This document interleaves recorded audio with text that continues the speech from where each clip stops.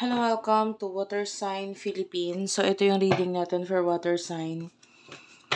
Take only what resonates, guys. Hindi ito magre-resonate sa lahat, So, kunin nyo lang yung mga messages na magre-resonate para sa'yo. Kung ikaw ay hindi pa nakasubscribe sa ating channel, pahitan lang ng subscribe button, notification bell. Ma-appreciate ko po lahat ng likes, comments, and shares. So, again, this is for water sign, Cancer, Scorpio, Pisces. Let's start your reading. By the way, this is love reading, guys.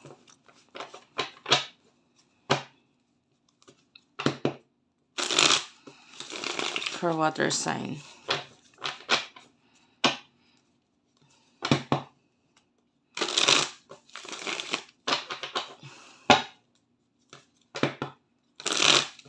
Okay, one last shuffle. Thank you, Spirit Guides, Angel Guides. For water sign.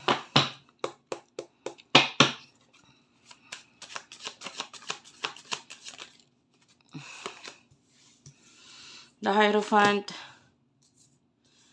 The Nine of Swords. Okay. The Hierophant. The Nine of Swords. The Seven of Swords. Five of Pentacles. And the Five of Wands. Ten of Swords is here. Nine of Wands. So, nakakita ko na malaking problema sa'yo ngayon, no? I can see a very stressful energy. Maaaring umiiwas ka, lumalayo ka.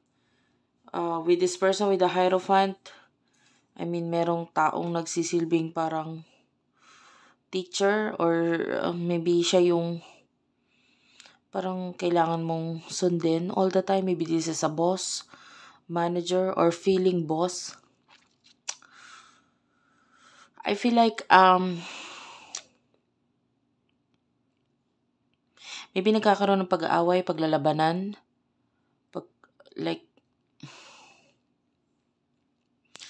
kaguluhan, maybe regarding sa pera. But I can see possible problem regarding dito sa bagay na ito. Na parang wala kang choice kundi umiwas na lang. Lumayo na lang. Parang, kasi siya naman lagi yung masusunod, siya naman yung dapat masunod. Diba? I feel like nasasaktan ka because of this. Kasi pag ikaw, binibigay mo naman lahat Anyway, maybe it has something to do with your career. Yeah, yung iba sa inyo, parang wala kang choice kundi manahimik na lang. Kasi, kung hindi ka mananahimik, magkakaroon lang ng pagkakagulo.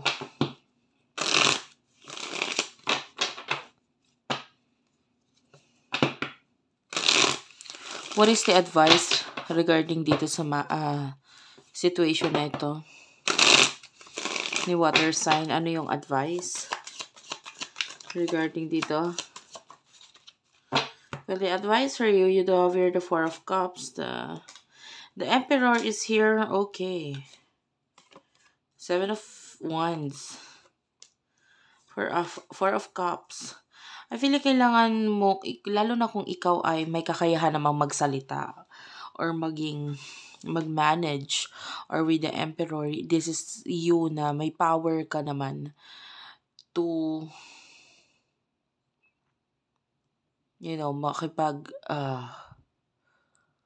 makipag-usap or sabihin kung ano yung mga bagay na parang hindi ka sigurado. Kumbaga, whatever is in your mind, huwag mong pigilan, sabihin mo. I can see partnership here, so hindi ka nag-iisa. I feel like merong mga taong tutulong sa'yo, will support you regarding dun sa bagay na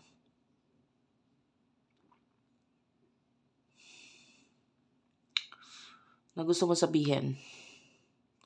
Parang may taong susuporta sa'yo. Okay, especially na mas marunong ka naman talaga with the Seven of Wands. Mas alam mo naman talaga dapat yung dapat gawin. So, kailangan mo rin magsalita. Huwag mong pigilan ang sarili mo. That's the advice. Pagdating sa love, who is this? person nakakonect ni water sign.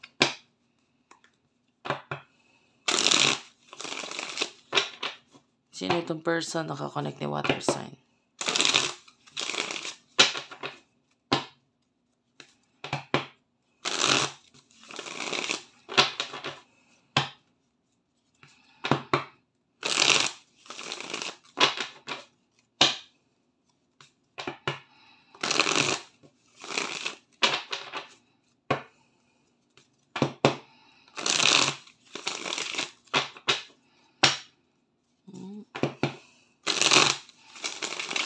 Person nakakonect ni water sign, please, spirit guides, angel guides.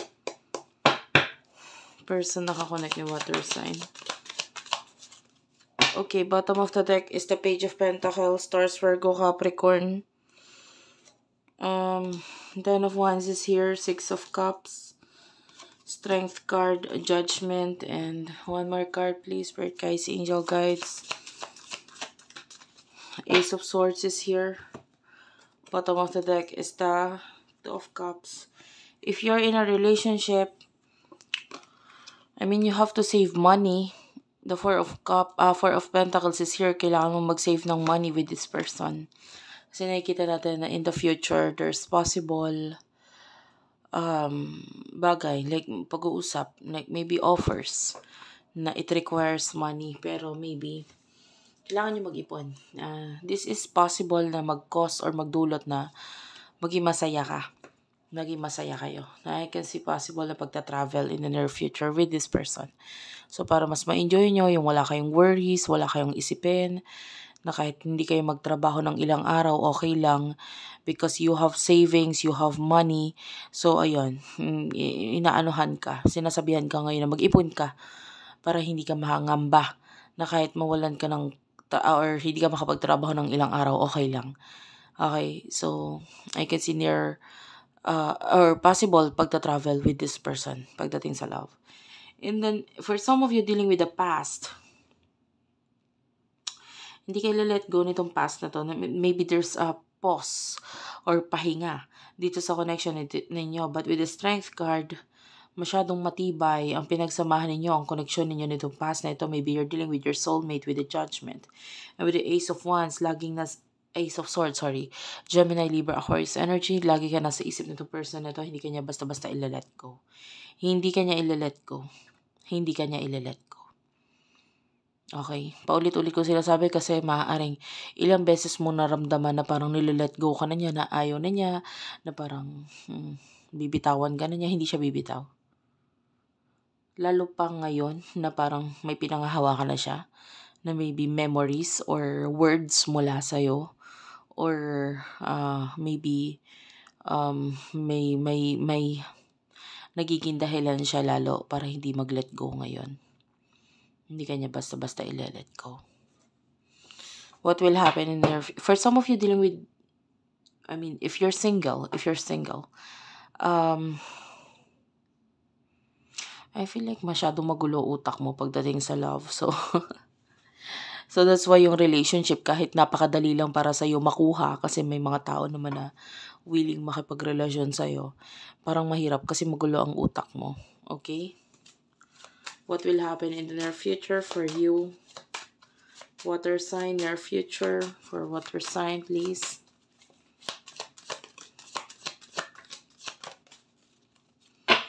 You do have here the Ten of Swords, so I can see possible ending of a situation in the near future.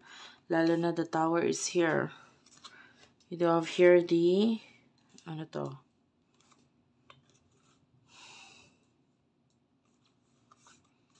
You do have here the Four of Pentacles. So sabi ko nga kung ano man yung mga bagay na inipon mo, possible na may offer or may patutunguhan ka in the near future. And parang wala kang magagawa, wala kang choice kundi gawin itong bagay na ito. So sabi ko nga, kailangan, ngayon pa lang, no, kailangan mo mag-ipon. Kailangan mag-ipon. Kasi may offer or may something in the near future na maybe yung offer sasabihin sa'yo, maybe may kinalaman sa pagta-travel, and wala kang magagawa dito sa bagay na ito with the Four of Swords. Parang kailangan mo sumama, kailangan mo talagang gastusan. And I can see possible ending with the Page of Swords And the High Priestess. Yeah. This is with regards to your career. I mean, kung ilalaban mo yung tingin mong tama, I can see possible ending dito. Or ilalaban mo yung tingin mo, nasa isip mo talaga na gusto mo. And I can see possible ending dito sa bagay na ito. Okay. Thank you for watching, guys. I love you all. Sana nakarelate kayo, nakaresonate kayo. Please do like and subscribe to our channel. Unicorn Princess Tarot, Madam P TV, Virgo Philippines, Tapet Hapon TV, Water Sign Philippines, Madam P Vlogs, Libra Philippines. I love you all, guys. Thank you for watching and bye-bye.